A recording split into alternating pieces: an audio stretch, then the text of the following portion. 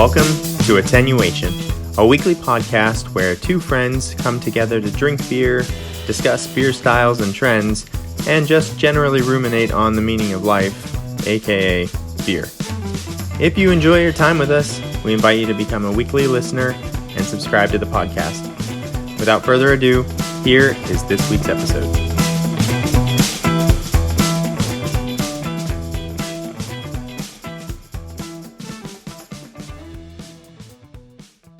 Hello, and welcome to episode 91 of Attenuation, a beer podcast. My name is Jason, and I'm joined by my best friend since 8th grade, Steven. Hello. How are you today, sir? I'm good. Ready to drink some strong beers. Now, is it a school night? It is actually. I'm taking one for the team and picking up an extra day and working tomorrow. We have a few people off, and So they asked me to work. You're making a bad choice tonight, then. Yeah, I'm regretting saying that we should do a Barleywine deep dive the night before I work. But I figured, look, Jason works the next day too, so Just drink lots of water. It's gonna be rough on either Do you still either have you or you and me. So. Yeah, exactly. What's the supplement that we took at the beer fest? Oh yeah, I do actually still have some of that. So maybe I'll pop a few of those after. There you go. I gotta get some of those. I swear they worked. Liver detox supplement, yeah. All right, cool. Well, Steven alluded to it. We are definitely doing a barley wine deep dive. We talked a lot about the style. Overdue. I know, I was going to say, we're kind of obsessed with the style, and now we're finally going to give it the proper treatment and do the background and history. Well, plus we sort of renewed our New Year's resolution to drink more barley wines, so we might as well talk about it. Drink more barley wines. Okay, so speaking of drinking barley wines, we have to do our favorite segment of the podcast. That's the drinking beer segment. The way this works is I introduce my beer, give some nose notes. Steven does the same, and then we toast and do tasting notes. So I would be pretty excited about mine, except I know yours is better. But I have a pretty good. Well, yeah. I think they're both top tier barley wines. So. Yeah, we both have pretty good barley wines. So I have Revolution Brewing Straight Jacket, which is their bourbon barrel-aged barley wine. So this is a 15% bourbon barrel-aged barley wine. Dang. Luckily, it's a 12-ounce can. It's tiny. The can actually. That's something Revolution does very well. It's really smart because I do not want to drink more than that of this. So it's pouring. Now, one of the things we're going to talk about later, but we kind of learned that barley wine doesn't necessarily need to be a certain color. So they can range in color wildly. But this one is a very dark, almost like mahogany wood. It's dark reddish brown. And there was like a very short burst of carbonation, kind of like Coca-Cola bubbles. And now almost all the carbonation is gone, except there's an incredibly fine bubbles kind of still around the sides. Oh my gosh. This smells insane. Super caramely, brown sugar, bourbon, vanilla, definitely a boozy note, dark fruit, plum, maybe even a hint of cherry. I don't know if I said vanilla already, but yeah, there's a lot of notes coming off of this nose. And I did what I always do and forgot to take it out because I think letting it warm up a little will help, but it's already very complex. So I'm excited. What are you drinking today, Steven? All right. So as you alluded to, I am drinking this is an English style barley wine from Bottle Logic Brewing in Anaheim. This is actually a collaboration with Ritual Brewing in Redlands, California. So two California breweries coming together to make this English style barley wine called Arcane Rituals. This is the 2022 release. It is a barley wine aged in a blend of bourbon, brandy, and VSOP cognac barrels. 99 on Beer Advocate. I think, what did you say? The third highest? Third or fourth? I think it's number 4 highest rated. Okay. English. Oh, I can't remember if it's English or American. English. Well, it says English barley wine. Yeah. Yes, it's the 4th highest rated English barley wine, which we'll get into the differences later. 12% alcohol. Now, how big is your bottle? It's pretty big. 500, 500 Yeah, milliliters. Okay. It's not huge, but it's not a 750, but it looked small for a second. That's why I asked. Yeah, it's medium size. It's about a pint basically. Okay. but I'm using a small glass today. That's to encourage sipping. I have my smallest tulip glass. Oh, It's and you my have a Bottle bottle logic Logic. glass. Yeah. Oh. Okay, so this is a pretty dark. Again, we're going to talk about the colors that barley wines come in, but this is another dark one. Very similar to yours, like a thin ring of bubbles around the edge is all the carbonation there is, but they're little fine bubbles. Out of the bottle, it looks like syrupy for sure. I bet. Yeah. Ooh, this nose is intense. Sherry wine definitely has a vinous character to it behind the sort of deep malt, kind of a chocolatey nose. Definitely some like creme brulee, burnt sugar crust coming off of there. Nice. Yep, almost like a maraschino cherry note coming off of that too on the nose. Yeah, oof, some sweet booze blowing off of this one. Okay, cool. All right, cheers, sir. Cheers. Okay, this is so good. We got to drink more barley wine. We're getting the year off to a good start, Steven.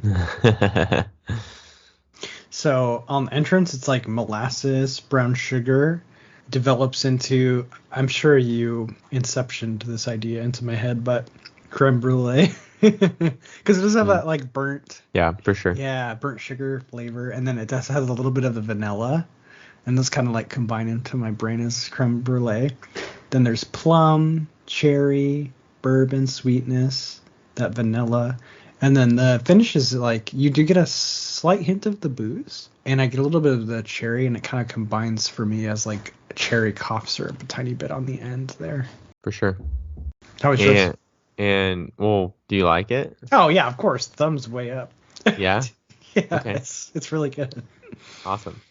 Okay, so mine's very good. So I would say bourbon, cherry, some like kind of wine grape with this like strong malt backbone that gives off hints of a little bit of chocolate. I would say chocolate was more in the nose, but the malt backbone kind of gives you this like chocolate with like a leather and a caramelized sugar, fig, toffee kind of flavors. Very syrupy. Like this is a surprisingly sweet drinking beer with really like little to no carbonation. Like, the carbonation feels like it isn't even there. Mm-hmm. Yeah, it's super complex. It's good. I don't think I feel like I'm more of a, not that I haven't had a whole lot of experience with these styles, but I think I'm more an American barley wine person. Okay. Because I enjoy Bigfoot. I think you don't. Yeah, like we're going to Bigfoot talk as about much. this. So we'll kind of differ. I tend towards the hoppier. Oh, that's fascinating. It makes a lot of sense to me based on our likes and dislikes. Yeah. Are you still giving it a thumbs up? Oh yeah, no, it's very, very good. My only wish was that you were tasting this one alongside me because it is very, very good. Like just one of those beers you can really sit with and taste something different every time, and just kind of, it's just a different, it's one of those, like, it's not beer. I mean, there's plenty of, well, it's beer, but like if you gave it to someone who had never had a barley, expecting yeah, it's just nothing like a Bud Light or something. Yeah, kind of expands the range of like what beer can be, what beer is. Totally. So very good. Nice. So 2 thumbs up day. 2 thumbs up. All right, sweet. So next up we have postscripts, beer news, and storytime with Steve. Postscripts is when we fix things in a previous episode. Beer news is obviously self-explanatory, and then storytime with Steve is a segment we introduce and never really, it stays, it's evergreen. I just have to try, like, every week I'm thinking, what beer experiences did I have this week? And there's always something. Yeah. Never fails. We're always having beer adventures, so we like to hear about those. Okay, so postscripts, I think we're good. We're off to a really good 2023. Yeah, we are creating near perfect episodes every week so far. And making good on our promises to follow up, so much better than 2022. So next we have beer news, and I think Steven has a beer news for us. Yeah, well, so I just came across this on Instagram. It's Good Beer Hunting. We've mentioned them before. They do some really interesting articles about beer topics and stuff, but they just posted, I couldn't find the full article, but they posted some information on smoothie style and slushy style beers and their share of the market, and it's basically doubled each year over the last 3 years to about $5 million of sales a year. And so it's just one of those things, like, love it or hate it, it's happening, it's here. And so I'll incorporate this sort of into like story time with Steve, and this last week I got a Tabor box a week or two ago. Okay. And basically my Tabor boxes consist of one of two things. Either it's a smoothie sour or it's a IPA. Okay. And so I have a bunch of these, like, what are, I think, highly rated, or at least the breweries are well known for the smoothie sours that they make. So we're talking like Drecker, Mortalis, J. Wakefield. Anyway, I'm very snobby when it comes to my smoothie sours, and I want the best ones, because that's always been my. So we were joking in the pre-roll, like, it's been this weird evolution. Like, I didn't really like them at first, and then I got to this point where I was like, oh yeah, I know I do like these. And at that point, I was drinking the best ones. Yeah. And that was my goal. It was like, no, I want the best iteration of this style. If I can, like, who's doing it the best? And then I've had an Energy City Brewing smoothie sour. I had one from Imprint Brewing, who are well known for their smoothie sours. And I'm not liking this style again.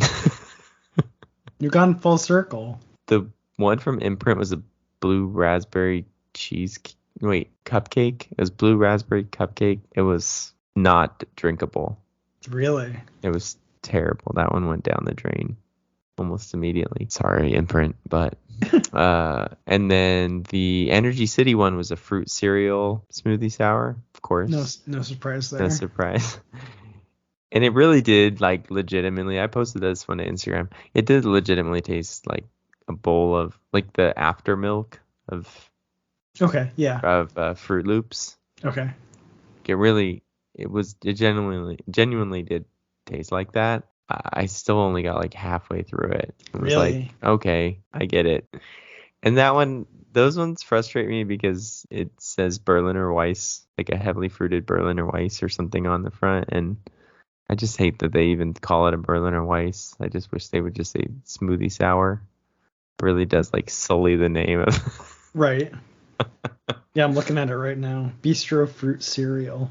Yeah. So anyway, I will say another thing. There is this terrible trend on anytime someone posts a picture of a beer that they drank, where if there are, like, some bubbles on the side of the glass, people in the comments scream, "Dude, clean your glass before you pour the beer." Oh, jeez. Because apparently it's like the sign of a dirty glass. If you pour a beer into a dirty glass and the bubbles stick to the side. Okay. So I tend to somewhat agree with them, although I don't go crazy in the comments like these people do. But the smoothie sours are the one exception. It doesn't matter. You clean the glass. It doesn't matter. Whatever you pour one of these things in there, you're going to get, like, stuff stuck to the side, whether it's bubbles or it's just the, like, the floaties or whatever. Yeah. It does not make for a good It's impossible, picture. Yeah. So don't come at me in the comments. Clean your glass. Yeah, I did. I always do. But Like, it was perfect. smoothie sour is tough to photograph. I believe it. So you're done with smoothie sours again? Well, I'm not done. I have a few more left in the fridge that I need to try. And so after that? The experiment is not done, but it's coming to a close. It's coming very quickly. And this may coincide with the fact that, like, well, for the new year, I've been, just trying to eat better and kind of watch my diet and stuff. And so I haven't been drinking a whole lot of beer in general. And I haven't been eating a lot of, like, sweet stuff. So I think maybe it's, like, shocking me to drink these smoothie sours. Like, whoa, like, it's overwhelming because I'm just not used to a lot of sweet stuff right now. But I still have a J. Wakefield I need to drink. I have, I'm trying to think. For sure I have a J. Wakefield, so that might be my last one. But yeah, these beers are not loving them right now. Sorry, Steven. This is the end of your smoothie sour arc, and we're at, like, the very beginning of your bourbon barrel aged style and barley wine arc. Yeah, You're just in a new phase of your beer journey. I will say, I think overall, out of all the ones I've had, I think 450 North, they get a lot of crap for the beers they make because they've been pumping out these heavily fruited smoothie sours for a while, and they were kind of the originals. They were the ones that had the whole issue with the ABV. Yeah. They were heavily fruiting them so much that the ABV was not accurate. But I will say, I think they do it the best. Okay. So in some ways, I think they're really good at making like fruit smoothies that have a little bit of alcohol. Hey. I can't say they're like an amazing beer brewery because it's not really what they're making. Make alcoholic Jamba Juice, yeah. Yeah, but although they do have IPA, I've never had an IPA from them, so maybe one day I'll try a 450 North IPA and see how it goes. But well, if they have a market for it and people like it, yeah, might as well see what you're good at. Yeah, I'm going a different direction now, but I got really excited today because there's a brewery. It's actually right down the road from Jester King called Beerberg Brewing. Mm-hmm. And they're like obsessed with using local ingredients and stuff that's like they grow and they farm themselves like right on the land. So it's actually they're very similar to Jester King in that way. But they have prickly pears growing on their land. Oh, wow. And so they harvested the prickly pears and they made a IPA, a prickly pear IPA. Ooh. And I'm like, oh my gosh, I need to go drink that now because that sounds good. Prickly pear is like my new favorite adjunct other than bananas. Bananas and prickly pear. It's near and dear to your heart. Yeah. It used to be mango. Mango is my favorite adjunct. And now it's prickly pear and bananas. Nice. Bananas and stouts. I know. That's mine. That's what I want to try to drink this year. Oh, that's what I have. I have a banana split smoothie sour. Oh, okay. So that's the Energy City one too, I think. So okay, so maybe that one's promising. Yeah, like a little bit of banana and chocolate in there might sort of smooth it out, so it's not just marshmallowy sweetness. All right, marshmallowy blue raspberry. Right. All right, you'll have to tell us about that one when you drink it. Oh, I have another one. To talk about because this is blowing my mind. Okay, Martin House, which we've talked about them and talked about the crazy stuff they do. Mm-hmm. They just brewed a beer called Ice Mare that is 25% alcohol. It's just they just call it a imperial ale with mint. Ugh. And it's 25%. 25%? Is that even beer anymore? I don't know. What is Utopia's? 28? Something like, yeah, it's in that range. So I guess it is beer, the malt beverage. That does not sound appealing to me, but... Yeah, I don't know. Frozen mare, huh? Yeah, Ice Mare. Ice Mare, okay. Ice Mare, yeah. So, anyway, I just was like... Of course, they brewed a 25% beer with mint. Everything they do is just weird. But if you're in the Dallas-Fort Worth area looking to get hammered, check it out. It was really funny. Like, I think it specifically says to share with friends. And then people in the comments were like, yeah, but what do I get if I drink it all myself? You get a hangover. That's what you get. Exactly. Free hangover. Huh, interesting. Okay, so yeah, those have been my beer musings over the last week. Nice. The smoothie sour experiment is not going well.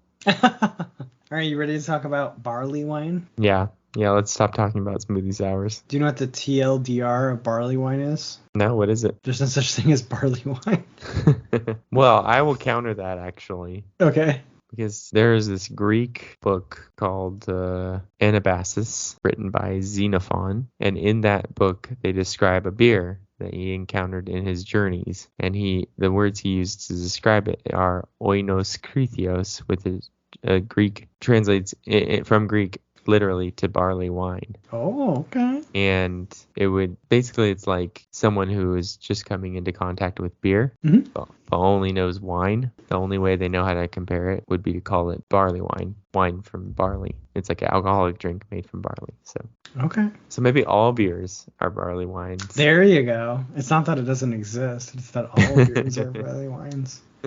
Well, the only reason I say that is because, well, we'll get into it a little bit, but it's kind of an evolution of old ales. Right. And I didn't know about this individual. I always knew about Michael Jackson. He's a famous beer connoisseur. But there's another famous beer connoisseur named Martin Cornell. And he is quoted as saying, "There's no historical meaningful difference between barley wines and old ales." Yeah, so it is technically, well, yeah, I guess in his mind it's a more of an evolution and a name thing than a... Yes. To him it's like marketing, which we'll get into a little bit more. Mm-hmm. Which you could definitely probably see that. The origination of the style has a heavy marketing component. So Right. But Michael Jackson... Yes, Michael Jackson did give it credit as a style, saying it's distinct, earthy hoppiness with fruit and toffee flavors. And he was talking about a barley wine from Smithwick's. So two titans of the beer opinion industry slightly disagreeing. Well, I like the intro to barley wines and old ales from the Beer Bible. Okay. Where he says, old ales and barley wines are not the products of modern marketers. If beer styles were people, barley wines and old ales would be the bald-headed, gray-whiskered men in the parlor smoking pipes. Me and you. Probably is who they're talking about. Me balder than you, though. They are styles that call to mind an earlier, more formal time. So no matter what you call them, I like the... that description.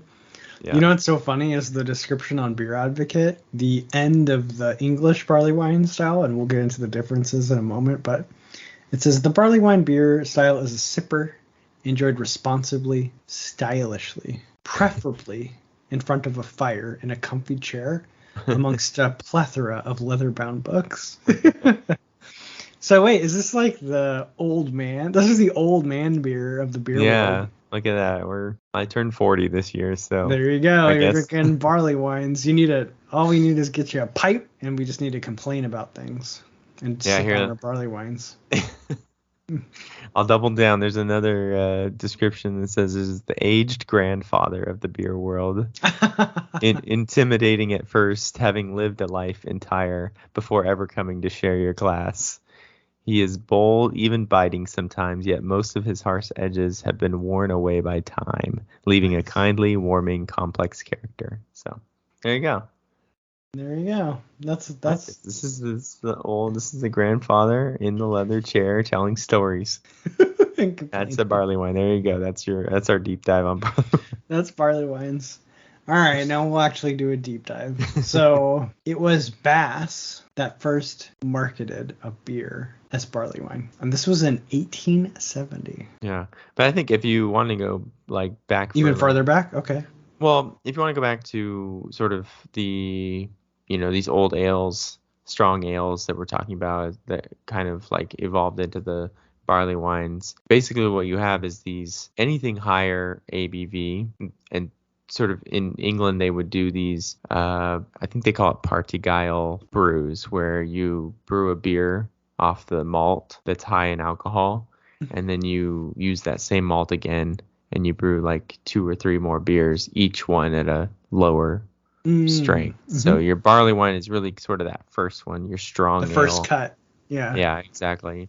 So it's just the history of these beers is actually kind of the flavors and the colors are so different because a lot of it had to do with how can they store the beer, how long does this beer last.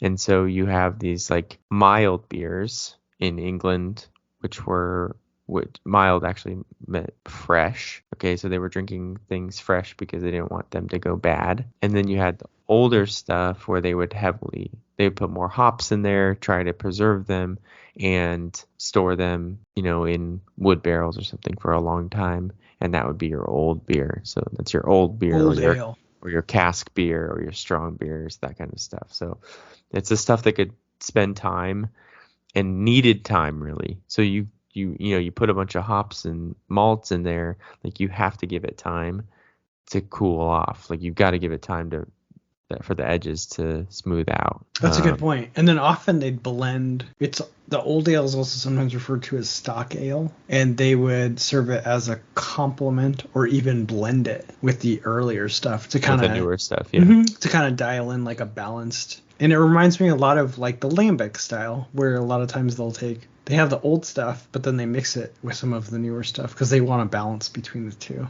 So yeah, that's pretty exactly. cool. So that's sort of your precursor to what is called the barley wine now, which we'll talk about sort of that name coming out, but really the distinct, like the style is really this like ale brewed at a higher ABV, put away for some time to kind of smooth out.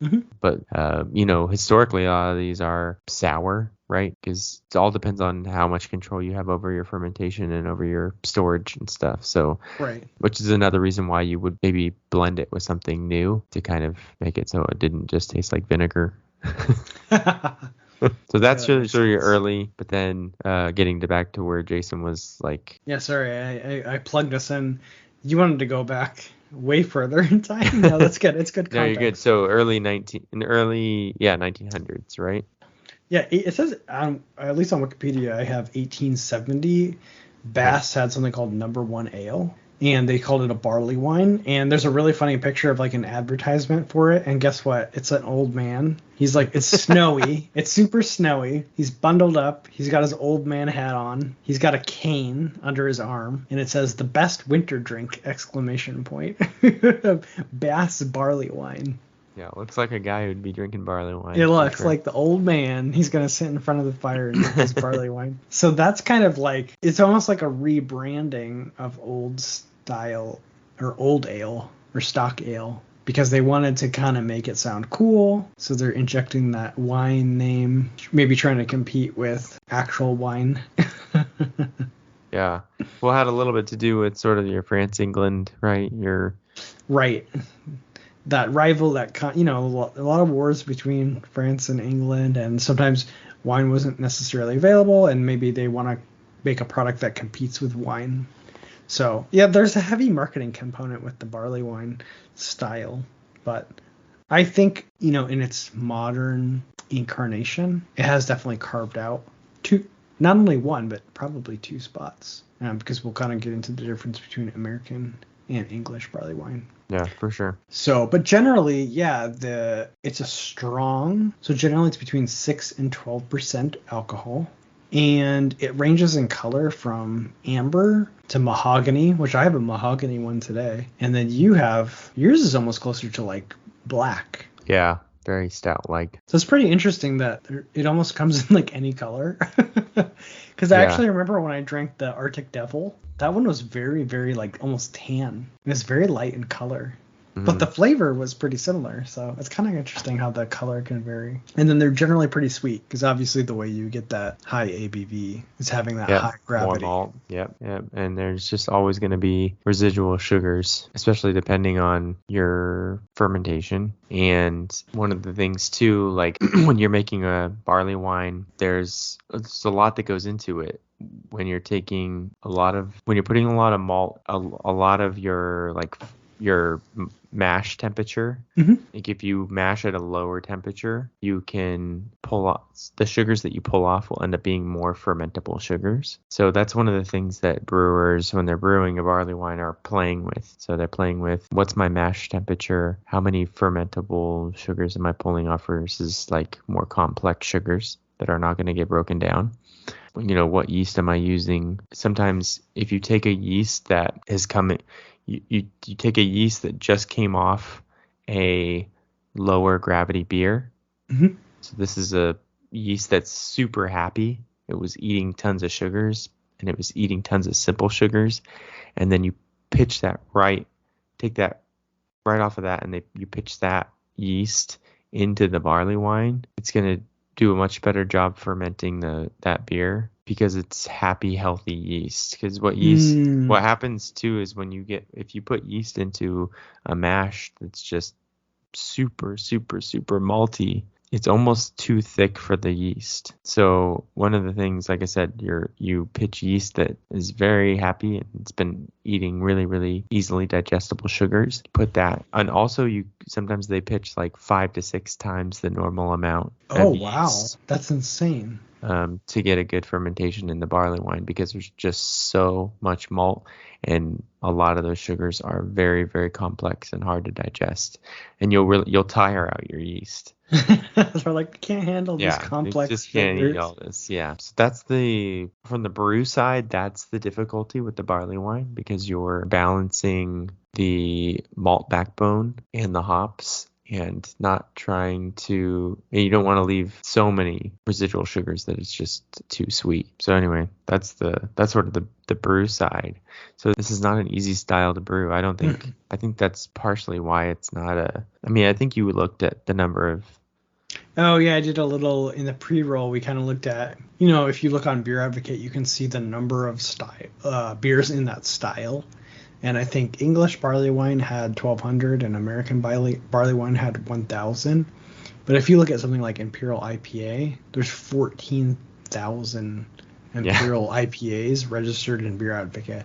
And that doesn't even represent all of them, because there's plenty of beers that just don't have enough. Don't ever, yeah. Yeah, they don't make it to they don't get registered in Beer Advocate. So yeah, so I think it's a subset. It's definitely a very small.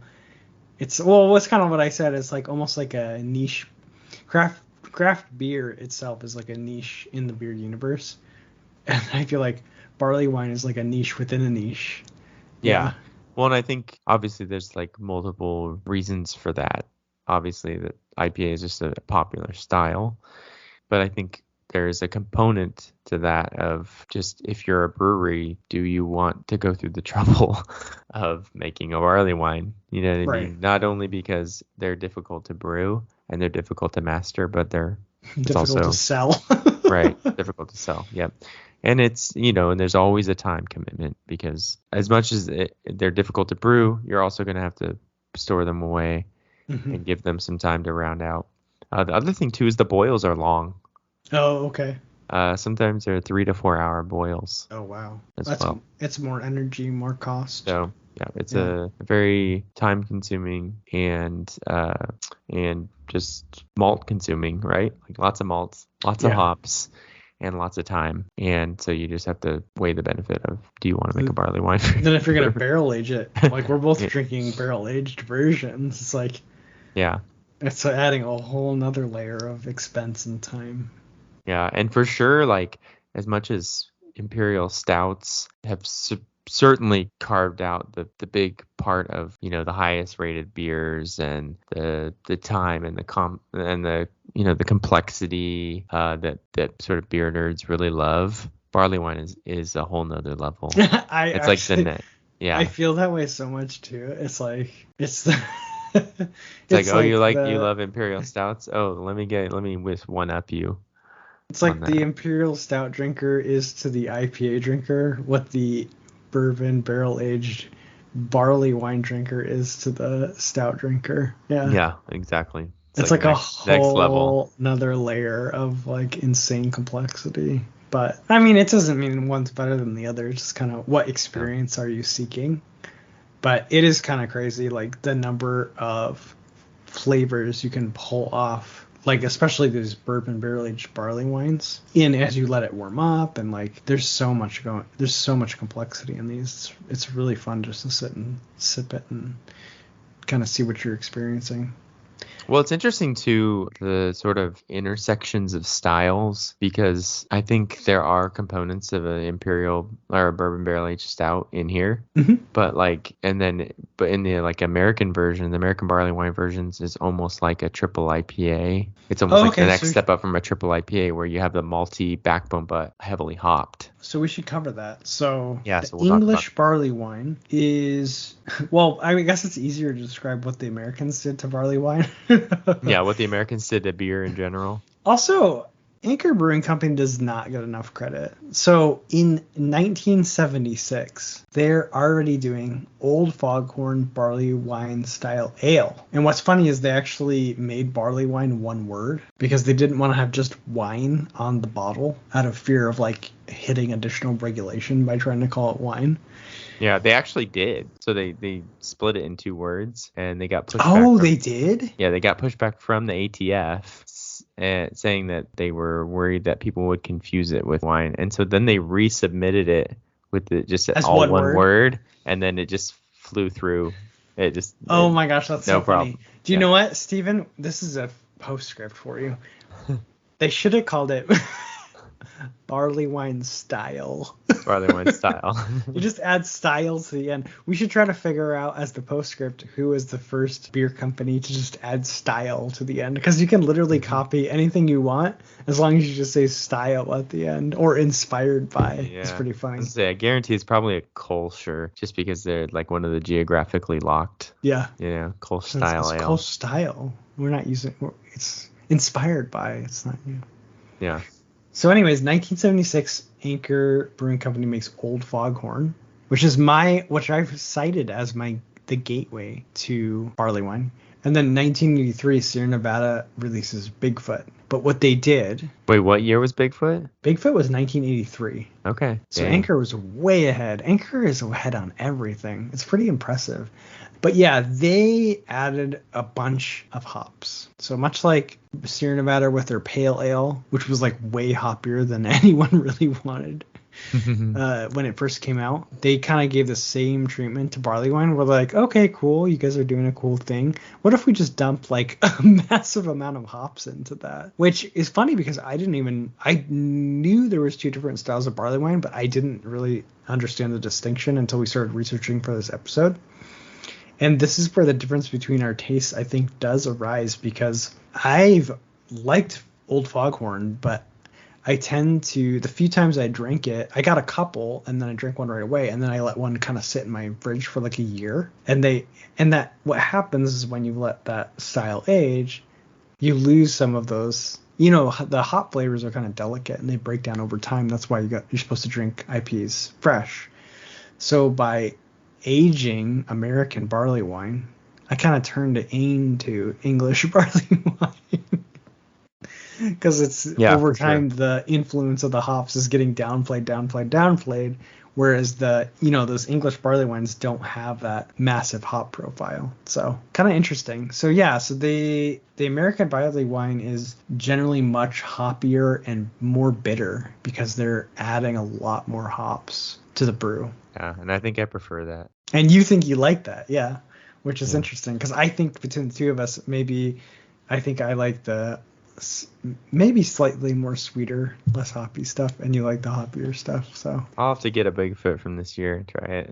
What we really got to do is, and we should try to do it this year, is we need to do a barley wine English versus American, where you taste like a Bigfoot side by side with like whatever the equivalent of like the English barley wine is. That's like pretty readily available and just a good example of the style, and try that against either Bigfoot or Old Foghorn. It'd be really fun. Yeah, for sure. So I think what's interesting too is that, we were talking a little bit about how this is sort of like the next level up from imperial stouts. But like even imperial stouts have been kind of taken over by this, like the bourbon barrel aged portion of them, right? So they're like the fancy stouts and the ones you age. And it's kind of happened with barley wines too. Like there's not a lot of like, like Old Foghorn. Like those are just straight barley, like right. They don't have any special treatment. Yeah. And so the ones that are like rising to the top of like Beer Advocate at least are the ones that are heavily barrel aged and stuff. So I think it would be interesting to kind of go back, like dial it back and see some like basic versions. Like what is a basic English barley wine? What does a basic American barley wine sort of taste like, and how do those come out? So if you want to dabble in the barley wine world, try to get an Old Foghorn. Yeah, we need to figure out what the English barley wine equivalent is to Old Foghorn. But I mean, even Old Foghorn technically is the first American barley wine. Yeah. But they still claim it as an English barley wine. Oh, interesting. Okay. They try to follow the methods of English. So it probably is just a really good entryway into that style. So it can you're saying it's kind of like a gateway to both sides. Mm-hmm. See, I was right before I even knew what I was talking about. Yeah. I just got lucky. A broken clock is right twice a day. But yeah, so I think I don't know. Is there anything else you want to say about barley wines? No, just that it's cool. I didn't know the distinction between the two.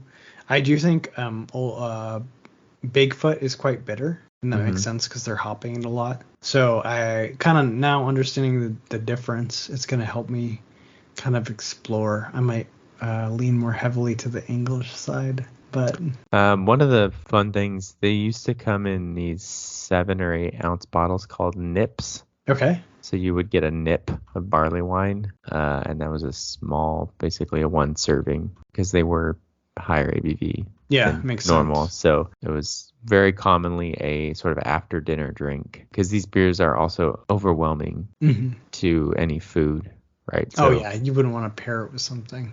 Yeah, so mostly they're like dessert beers, after dinner digestifs or something, whatever they call those. And yeah, they used to come. So Old Foghorn actually used to come in these little nip bottles. I don't think they do it anymore, but that's really cool. Yeah, I think I'm excited about this resolution to drink more of these. Of course, we go to the we just immediately go to the top level barrel aged cognac barrel aged. The old man drink, the old man smoking the cigar drink. We should both be drinking Old Foghorns right now. I know, we should. But that's okay. It just gives us something else to kind of explore this year, which is fun. You know what I'm really getting right now, which I don't know if I mentioned, is raisin. Oh, okay. Kind of every time as I finish, it just feels like I ate a bunch of raisins. Interesting. That's the taste that lingers. So. Super cool. I'll have to try to get my hands. Now, do you know if that was like a one-off then, or? No, I think they always make it. Okay. I think they make it every year. No, it's kind of cool. It's a collaboration that they make every year. I like that. Yeah, I think so. Huh, that is really cool. Yeah, it says active, so looks like they continuously make it. Huh, very cool. I'll try to get my hands on Arcane Rituals. Has a very cool name, too. All right, cool. Well, did we kind of dive into the barley wine universe? I think we did. We learned a lot. At least I did. The styles that they recommend in the beer Bible are Goose Island makes one called King Henry. Okay. I don't know if they still make it, but there's another one called... The one from England is called Harvest Ale, J.W. Lee's Harvest Ale. Oh, okay, cool. Maybe that's so that might be the perfect one to pair that with Bigfoot, and then you'll get the American and the English. Yeah, and then the Goose Island King Henry, sort of a hybrid they call it, where it's more hopped than a normal English barley wine. So. Oh, that'd be a good one to try too. Yeah, for sure. Kind of straddle the difference. All right, cool. Well, I think we'll call that an episode. So this is Attenuation of Beer Podcast. You can reach out to us at attenuation.podcast on Instagram or email us at contact.attenuation@gmail.com. This has been episode 91 of Attenuation, a beer podcast. My name is Jason, and I'm joined by my best friend since 8th grade, Steven. That's me. And we are saying cheers from our seats in front of the fire with our... surrounded by leather-bound books. And our cigars. And we'll see you next week. All right. Cheers, buddy. Cheers. Thanks for listening to this week's episode of Attenuation, a beer podcast. Don't forget to subscribe to the podcast and follow us on Instagram or Facebook for more fun content. Catch you next week. Cheers!